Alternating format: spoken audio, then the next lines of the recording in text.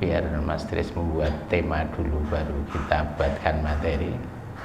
Tapi sore ini saya sedikit cerita ya, kembali kepada materi yang sudah pernah kita bahas ya. Tapi ini kaitannya dengan kasus ya. Kasus. Nah, nggak tahu jenengan sudah paham atau belum, yang jelas nek paham yang ingatkan lagi aja. Nah, jadi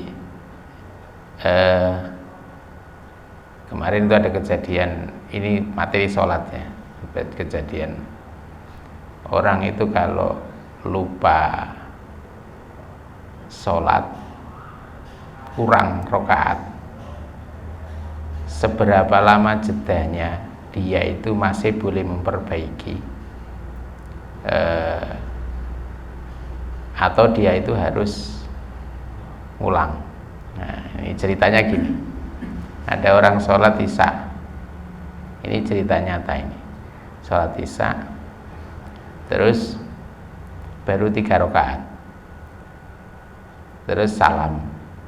Waktu itu tidak ada yang mengingatkan, so pertama, kedua, ketiga, ya mungkin do lali kabeh, lali kompak di sini. Jadi saking khusyuk sampai 3 sofiran sing. Nah, yang paling belakang itu baru kemudian yang memberi isyarat. Memberi isyarat dengan gini. Jadi sholat tadi baru 3. Nah, habis itu karena sudah balik, melihat terus dikasih isyarat. Kan imamnya menghadap ke makmum sebentar, terus makmumnya ngasih isyarat bahwa sholatnya 3.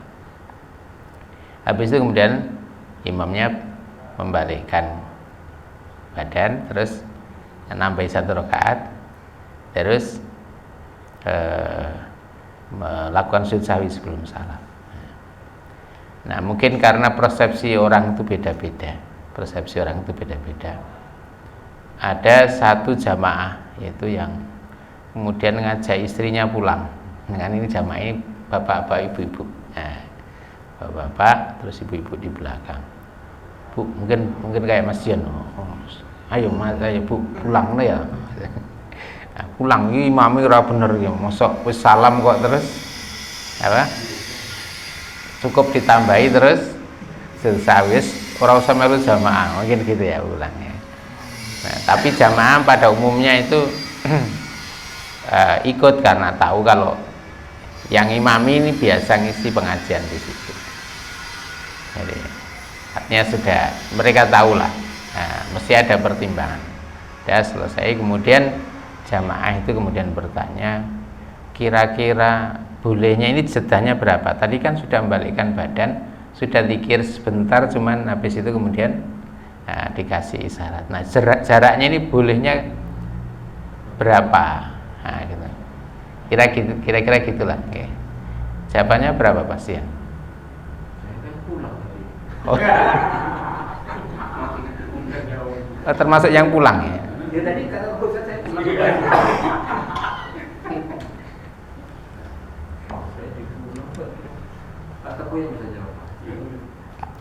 Jadi gini ya. Nah, untuk menjawab masalah ini, menjawab jarak ini kan teknis banget ya. Ini sangat mungkin terjadi dan apa istilahnya, mungkin saja seorang itu akan terjadi perdebatan dalam kasus ini. Nah, sebetulnya kalau kasus persisnya yang bisa dipakai menjawab ini, kasus persisnya yang bisa dipakai menjawab ini adalah kasus hadisnya Dzulyaden. Kasusnya Dzulyaden. Dzulyaden itu seorang sahabat Nabi yang dia itu ketika Nabi sholat keliru, dia yang berani bertanya, itulah yang sholat asyi. Nah, ini hadis ini sangat terkenal, di bab sujud sahwi mesti diceritakan. Jadi sholat asyi itu ada yang mengatakan sholat zuhur, ada yang mengatakan sholat asar. Nah, sholat zuhur atau sholat asar itu Rasul baru 2 rakaat terus salam. Dan itu cerita ini terkenal ya, 2 rakaat terus salam. Tapi salam itu orang ngerti kalau itu sholat 2 rakaat. Orang-orang pada bilang sholatnya dikosor, wong 2 rakaat salam.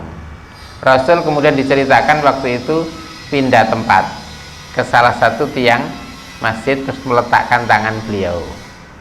Sementara ada Abu Bakar, ada Umar tidak ya segan untuk bertanya menyampaikan ke Nabi karena masa Nabi keliru gitu ya mungkin. Terus ada orang yang namanya Dzulyaden itu, yang julukannya Dzulyaden itu. Dia bertanya kepada Rasulullah, aku sirotis sholat, apakah sholatnya dikosor, amnasita atau engkau lupa? Jadi ya Rasulullah, apakah sholatnya dikosor atau engkau lupa? Maka jawabnya Rasul itu apa? Saya tidak lupa dan sholatnya juga tidak dikosor. Nah, maka Dzulyaden mengatakan, kalau begitu bala nasita, berarti kalau begitu engkau lupa. Ada dialog, berarti engkau lupa. Nah, dalam riwayat itu digambarkan Rasul memastikan kepada jamaah, apakah benar yang dikatakan oleh Dzulyaden? Maka dijawab oleh jamaah, dalam satu riwayat dijawab na'am, benar. Nah, riwayat yang lain dijawab dengan isyarat untuk menunjukkan jawabnya Dzulyaden itu betul. Nah, berarti kira-kira dialog ini berapa waktu? Nah, gitu ya. Nah, ini yang dipakai menjawab. Secara teks nas itu gambarannya Rasul habis salam membalikkan Rasul pindah ke tempat salah satu tiang masjid, meletakkan tangannya, terus Dzulyaden tanya. Bahkan digambarkan dalam hadis itu orang-orang dong ngomong tuh, sholatnya dikosor. Nah, ada yang juga yang bergegas menuju pintu masjid juga ada. Nah, tapi habis itu kemudian ketika Rasul sudah pasti memastikan bahwa sholatnya tadi kurang, beliau kemudian membalikkan badan, menambah 2 rakaat, lalu sujud sahwi, kemudian salam. Nah, bisa dibayangkan berapa lamanya. Nah, kemudian disinilah kemudian para ulama melakukan istinbat hukum atau melakukan istihad dengan nas ini. Pertama, istihadnya apa? Jadi dialog yang tidak dimaksudkan di dalam sholat, li islahis sholat, untuk memperbaiki sholat, itu hukumnya boleh, tidak membatalkan sholat. Jadi dialog untuk apa? Memperbaiki sholat. Sholatnya tadi kan keliru. Nah, dialognya apa tadi? Spesial kan? Dialognya sholatnya dikosor atau tidak? Terus apa tadi? Benar atau tidak? Apa benar atau tidak? Jadi untuk memastikan sholat ini keliru atau benar, dialog seperti itu untuk memperbaiki sholat itu tidak membatalkan sholat. Berbeda dengan habis salam terus Mas Tris tanya, wis sarapan belum tadi? Nah, ini dialog bukan hubungannya dengan islah sholat. Kalau tadi kan tanyaannya kan kaitannya dengan perbaikan tadi. Dialognya bukan dialog yang di luar konteks sholat. Nah, itu boleh. Terus yang kedua jaraknya. Nah, para ulama kemudian menyimpulkan nek jaraknya sebentar maka tidak perlu diulang. Nek jaraknya lama diulang dari awal. Pertanyaannya, berapa itu sebentar? Berapa itu lama? Lah, ada yang pendapat yang pertama itu dikembalikan kepada pengertian urfi, pengertian tradisi, pengertian konvensi. Nek gini nih mestinya lama, nek gini mestinya sebentar. Nah, kalau ini kalau kita jawab begini kadang-kadang orang masih bingung juga. Kayak tadi itu masuk lama tuh sebentar ya, saya gitu yang tadi itu. Yang tadi yang Mas Dian pulang tadi itu. Jadi selama atau sebentar. Nah, kemudian ada para ulama yang lain itu yang memberikan batasan. Tapi ini istihadi, bukan langsung ditunjuk oleh nas. Nah, ada yang berpendapat kira-kira diukur dengan dipakai melakukan 1 rakaat sholat dengan sempurna itu cukup. Ada yang berpandangan seperti itu. Ini kalau kita baca dalam kitabnya Al-Qafal. Nah, kitabnya Al-Qafal boleh mengatakan seperti itu. Kira-kira dipakai 1 rakaat itu cukup. Nah, 1 rakaat itu kira-kira berapa menit? Saya itu super kalau 1 menit super ya, 2 menit lah, 2 menit atau 3 menit itu ya, sempurna. Nah itu dianggap sebentar. Kalau lebih dari itu berarti lama. Ada pula yang menggunakan ukuran sholat yang ditinggalkan itu kira-kira berapa lama.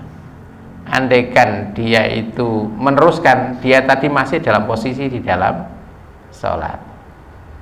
Nah, ada yang menggunakan ukuran itu. Jadi kalau seperti kasusnya Nabi sholat zuhur ya berarti kurang 2 ya, kira-kira jarak itu cukup untuk dipakai menunaikan sholat tadi. Kalau misalnya lewat dari itu maka dianggap lama gitu. Jadi ini contoh pendapat-pendapat fuqaha menyangkut masalah jarak tadi. Nah, ini tidak boleh kita pakai marman ya. Aku serah inilah pramantep baleni menewai. Nah gitu. Kalau gitu nanti nggak ada bahasan sujud sahwi nanti. Jadi kan kita itu kadang-kadang ragu-ragu baleni ku awal. Nah, nanti rampung salatnya gitu. Jadi kalau dalam syariat Islam sudah dikasih solusi bagaimana cara memperbaiki sholat. Nah, barangkali itu pengantar sore ini. Jadi yang saya bisa sampaikan setelah kita jeda beberapa kali waktu habis Idul Fitri. Monggo barangkali ada yang mau sampaikan, silahkan. Tadi kan lupa kemudian melakukan ulang 2 kali untuk salam sahih. Apakah bisa juga dilakukan setelah salam baru sujud sahwi? Seperti apa kasusnya? Setelah salam terus sujud sahwi. Kalau di kalangan ulama Syafi'iyah, kalau setelah salam baru ingat belum sujud sahwi, maka ketika habis sujud sahwi salam lagi. Jadi kalau di penjelasan ulama Syafi'iyah itu kalau misalnya ada orang itu sudah kadung salam, dia belum sujud sahwi, maka dia balik ke dalam salam, terus melakukan sujud sahwi 2 kali, terus diakhiri dengan salam. Gitu. Ngaten nggih. Monggo.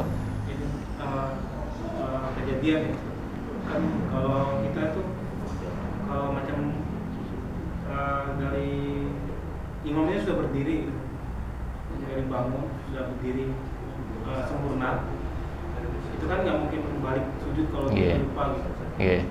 Nah, posisinya kejadian tuh pada saat sholat sunnah, terawih. Nah, kan 2. Mungkin ustadznya itu kan beda masjid, beda rakaat, ada yang 4, ada yang 2 gitu.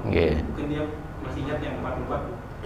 Nah, pada saat 2 rakaat dia langsung berdiri gitu. Nah, makmumnya itu pada duduk semua. Terus pas dia sudah berdiri sempurna, makmumnya bilang subhanallah gitu. Ya udah langsung dia nggak balik duduk, tapi dia melakukan 1 rakaat. Baca Fatihah, terus kemudian sampai sujud. Nah, posisi makmum ini bukan kurang 1, kan posisinya kan sudah 2. Nah, terus yang imamnya kan dia setelah ini salam, dia posisinya tuh makmumnya tuh sudah tahiyat akhir. Tapi ini nggak ada yang ngode salam terakhir. Nah, itu gimana? Posisinya kan sholat sunnah. Sama kok, satu lagi kalau seumpama kejadian seperti itu, entah kita sholat zuhur atau sholat asar ya, yasir itu. Nah, imamnya ini meyakini bahwa saya ini sudah pas 4 rakaat, tapi makmumnya itu di belakang pada yang 2 versi. Wah, ini kurang 1. Wah, ini sudah pas itu. Nah, itu gimana itu? Jadi patokannya begini, kalau yang terlewat itu rukun, maka tidak cukup dengan sujud sahwi, patokannya gitu. Nah, berarti kalau kasus yang tadi diceritakan itu bisa dijawab dua-duanya ya, bareng. Jadi kalau kasusnya itu orang itu meyakini bahwa ini sudah lengkap, maka dia tidak boleh nambah. Tapi kalau orang itu meyakini bahwa ini itu kurang, maka dia wajib menambah. Nah, kasus tadi yang jamaah yang imamnya merasa sudah 4, sementara makmumnya ada yang menganggap 4 dan ada yang menganggap 3, maka dia berpegang pada apa yang dia yakini. Jadi dia yakini. Kalau dia meyakini 3, maka dia harus tetap nambah 1. Nah, tetapi untuk proses bagaimana kita itu yakin kepada 3 atau 4, itu harus ada sesuatu yang menguatkan. Kalau dia ragu, maka dipilih yang sedikit. Nah, jadi kalau dia ragu harus dipilih yang sedikit, karena yang sedikit itu yang pasti. Nah, tetapi kalau dia sudah punya petunjuk bahwa jelas ini sudah 4, ya sudah, dia berpegang pada itu, tidak boleh menambah. Karena kalau dia menambah berarti menambah rakaat dengan sangat sengaja, itu tidak boleh. Gitu ya. Jadi kalau kasusnya tadi itu, apakah nanti berarti terjadi perbedaan antara imam dan makmum? Iya. Kalau punya keyakinan sendiri-sendiri, artinya dia meyakini kurang. Nah, ada yang tadi yakin dengan ada petunjuk-petunjuk bahwa dia itu, oh ini betul, ini sudah. Tapi kalau dia begitu diingatkan itu kemudian menjadi ragu, oh ternyata kayaknya nanti kayak ini benar 3, dia harus ngambil yang lebih sedikit. Karena orang tidak boleh ketika menetapkan suatu melakukan suatu yang didasarkan pada keraguan tadi. Kalau ragu harus dipilih yang pasti. Nanti terakhir sujud sahwi, gitu ya. Nah, masalah sholat tadi, ketambahan 1 rakaat itu bukan yang dimaksud tidak boleh balik duduk, itu kalau tahiyat awal, karena dia bukan rukun. Jadi kalau tahiyat awal itu sampai kita berdiri sempurna, ini yang dimaksud tidak boleh duduk. Tapi kalau orang itu sudah genep rakaatnya, meskipun sudah berdiri, dia harus duduk. Itu ya. Iya, kan sudah genep. Nah, kecuali kalau mau dibuat 4 rakaat. Jadi kalau mau dibuat 4 rakaat, silakan, gitu. Nah, karena atau dibuat witir. Nah, ini kan bukan, ini imami ya ngikuti biasanya. Jadi kalau salat witir kan berarti 3. Kalau salat mau 4 rakaat ikhtilaf nih sahnya ini, ya berarti langsung 4. Tapi kalau 2, ya berarti kan dia harus melakukan sholat 2 rakaat. Jadi kalau sudah sempurna itu berarti dia harus duduk. Nah, masalah ada kekacauan ini yang ditambal dengan sujud sahwi, adanya tambahan gerakan. Gitu, nggih. Tapi yang kejadiannya itu jadi sudah berdiri, imamnya nambah 1 rakaat. Nah, jadi apa terusan kalau jadi 3 rakaat? Nah, terus kemudian kan posisi makmumnya itu kan tahiyat akhir semuanya. Tunggu, iya. Assalamualaikum kan. Nah, imamnya Assalamualaikum sendiri loh. Itu gimana Ustaz? Itu satu sholat yang pada saat. Jadi gini, kalau ya mungkin dia jadikan sholat witir. Jadi 3. Posisinya di pas tengah sholat. Jadi gini, atau dia merasa benar gitu. Nah, makmum itu gini kan, pernah kita ceritakan di sholat zuhur ya. Di sholat zuhur kelebihan itu. Nah, makmum itu begini, makmum itu pilihannya ada 2. Pilihannya ada 2. Pilihan pertama, dia mufarokoh karena imamnya kelebihan. Memisahkan diri berarti dia niat melanjutkan sendiri, terus dia salam duluan. Atau yang kedua, itu dia menunggu imam turun nanti salam bareng dengan imam, dan kalau imam melakukan sujud sahwi berarti ikut sujud sahwi. Dulu pernah kita ceritakan bagaimana sholat zuhur yang kelebihan, kata begitu. Gitu? Oke. Pun, kata. Awal itu berarti enggak rukun ya? Kalau tasyahud awal itu semua ulama sepakat bukan rukun. Jadi kalau rokaat kemudian tetap naik, itu enggak perlu ngulangi ya? Enggak perlu ngulangi, bahkan tidak boleh balik. Itu terus. Tapi kalau 4 rakaat ya sampai akhir itu. Iya, nanti terakhir sujud sahwi. Iya. Oke. Dari sebelum salam susah. Jadi kalau patokannya kan tetap imam kalau jamaah. Jadi misalnya gini, ada makmum ini misalnya dia nggak lihat imam teko berdiri dewi, terus lihat imamnya duduk. Hukum asalnya tadi kalau sudah berdiri sempurna kan nggak boleh balik. Tapi kalau dia jadi makmum kudu melu imam, harus duduk. Nah, kenapa? Karena mengikuti imam itu lebih didahulukan. Gitu, karena dan tadi kan dia kelupaannya. Nah, sedangkan kalau kasusnya itu imamnya sudah kadung berdiri sempurna, diingatkan oleh makmum. Nah, dalam kasus seperti itu ketika dia sudah berdiri sempurna maka imamnya nggak usah turun. Nah, berarti makmumnya yang teko ikut imam. Begitu. Berarti kalau kasusnya sholat sendiri ragu juga dengan rakaat, tapi dia tidak melakukan tasyahud awal, nanti sujud sahwi juga. Iya. Berarti dia 2 kali sujud sahwi baru salam. Maksudnya Sujud sahwi dilakukan 2 kali. sujud sahwi ya sekali. Sekali.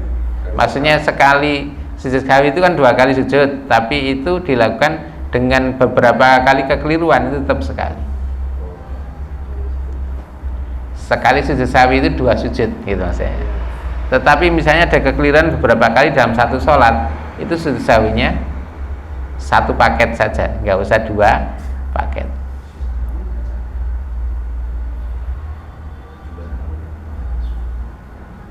Pripun? Kalau kelebihan juga kita aja kalau kelebihan. Kalau kelebihan sama ya. Kalau kelebihan, nah, jadi kalau kelebihan itu begini. Kalau kelebihan itu baru, misalnya sholat sendiri atau sholat berjamaah jadi imam.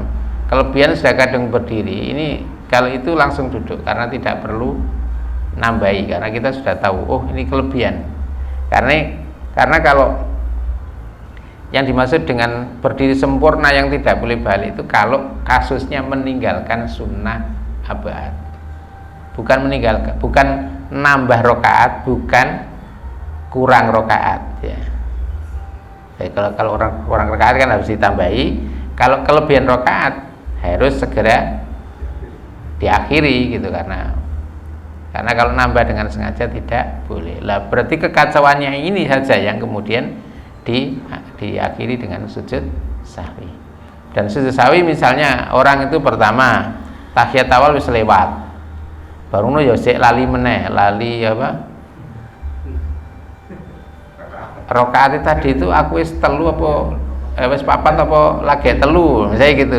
Wis tahiyat awal lali, terus rokaate ya lali meneh. Ya jane aku wis papat apa lagi telu. Teko ditambahi kan. Berarti ada 2 kesalahan. Tahiyat awalnya lewat, terus rokaatnya ragu-ragu. Nah, diambil yang sedikit kan berarti. Nah, kalau seperti ini sujud sahwinya berapa kali? Ya 1 kali, 1 paket ya 2 kali sujud sahwi itu aja. Artinya 2 sujud untuk sekali sujud sahwi. Nah, sujud sahwi itu kan dilakukan sesudah tahiyat akhir kan itu. Sudah tahiyat akhir sebelum salam itu hukum asal. Nah, gitu. Kalau pegangan saya pakai fikih Syafi'iyah intinya sebelum salam. Nah, seumumnya sudah salam kok baru ingat loh aku kudu sujud sahwi. Nah, itu baru ingat. Nah, kalau seperti itu ya kembali duduk terus sujud sahwi, terus duduk jeda terus sujud lagi, kan sujud sahwinya kan 2 kali kan ya. Apa isinya? 2 kali sujud kan, jadi berarti sujud, duduk, sujud, nah terus salam. Ini posisi kalau sudah salam. Iya. Kalau yang sebelum salam sama seperti itu. Sama kan, sebelum salam kan tahiyat akhir, terus sujud, duduk, terus sujud lagi, terus duduk, salam gitu. Dan itu nggak ikut aturan sujud sahwi itu sunnah, sementara salam itu wajib. Kan sudah salam, misalnya nggak sujud sahwi kan nggak apa-apa. Tidak sujud sahwi tidak apa-apa. Iya, tapi menyengaja tidak sujud sahwi itu menyelisih sunnah. Artinya Rasul itu kan melakukan sujud sahwi. Masalahnya di situ aja.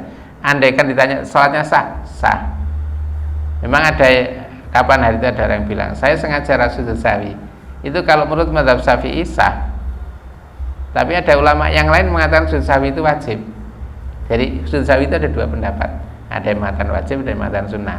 Saya sendiri lebih condong kepada pendapat yang mengatakan sunnah. Kalau yang mengatakan sunnah nggak pakai sujud sahwi tetap sah. Nah, tetapi kalau orang menyengaja tidak sujud sahwi, itu sama dengan orang sholat nyengaja ora maca surat ba'da Fatihah, ora nyengaja ora maca dua iftitah. Ini kan berarti sholatnya kurang baik, tapi sah. Gitu. Ngoten nggih. Artinya disengaja aku ora usah pakai sujud sahwi lah. Seperti tasawuf awal itu kan benar, misalnya sengaja nggak pakai itu Sah. sah. Iya, cuman ya tadi sholatnya tidak baik. Ya, sengaja wis aku ora usah tasawuf awal. Nah, gitu. Gitu. Dan cepat ya. Nah, tapi kan Rasul ini kan termasuk sunnah abad sampai diganti dengan sujud sahwi. Berarti ini termasuk jeleknya lebih jelek daripada melewati 2 iftitah sama surat ba'da Fatihah.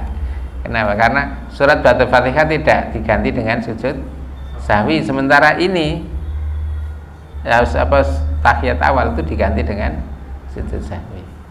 Gitu. Okay. Jadi jangan terlalu kesusu gitu. Salat. Itu lagi Oke, monggo. Contoh awal itu ketika ingat setelah salam terus nambah 2-nya Rasul tadi itu diawali dengan sholat sempurna berdiri takbiratul ihram terus nambah 2. Ya tidak pakai takbirat Rasul berdiri terus melanjutkan sholat, jadi takbir melanjutkan sholat, jadi diniatkan untuk masuk lagi ke dalam sholat. Nah, jadi tetap sempurna berdiri. Oh iya, sempurna berdiri. Ya 2 rakaat ya persis seperti sholat 2 rakaat itu. Gitu. Jadi justru kalau sekedar sujud sahwi malah nggak boleh. Kan pernah ada kejadian itu, sholat duhur 3 rakaat diingatkan oleh jamaahnya, Pak tadi itu sholatnya baru 3. Nah, dia kok istighfar, astagfirullahaladzim. Terus waktu itu ada jamaah yang lain, Pak niki ditambah sholatnya batal. Dia malah nangis, astagfirullahaladzim. Jadi nggak cukup dengan nangis dan istighfar ya, tadi ditambah. Nah waktu itu kan kejadiannya kan malah agak lucu kan. Salah satu imam yang lain itu bilang begini, nggak apa-apa insya Allah, Allah maha pengampun. Nah ini rada tambah kacau nah ini. Dialognya pakai bahasa Jawa nggak apa-apa. Li islahis sholah nggak apa-apa. Selama masih. Jadi dialognya itu untuk memperbaiki sholatnya. Jadi tadi saya kasih contoh nih, Mas Tris tanya wis sarapan durung itu atau wis makan siang durung itu sudah masuk ya. Dialognya bukan nggak ada hubungannya dengan sholat, nggak boleh. Tapi kalau bila dialognya itu memperbaiki sholat itu boleh. Dan ini tidak dimaksudkan untuk dia memang merasa memang sebelumnya memang belum merasa belum selesai sholat, dikira sudah selesai tapi ternyata belum. Kan ini memastikan. Oke, itu sampai di sini. Nanti dibuat topik ya, nanti dirembukan kira-kira topik apa yang menarik untuk dibahas bareng gitu. Ribon. Baca sujud sahwi nanya. Oh. Ya bacaannya itu boleh dengan doa sujud manapun boleh, atau boleh juga menggunakan redaksi kubahan ulama itu subhanallah wa la yasu. Nah boleh itu. Pun nggih Subhanakallahumma hamdika asyhadu an la ilaha illa anta astaghfiruka wa atubu ilaik. Assalamualaikum warahmatullahi wabarakatuh. Ini jamnya kelambatan 5 menit.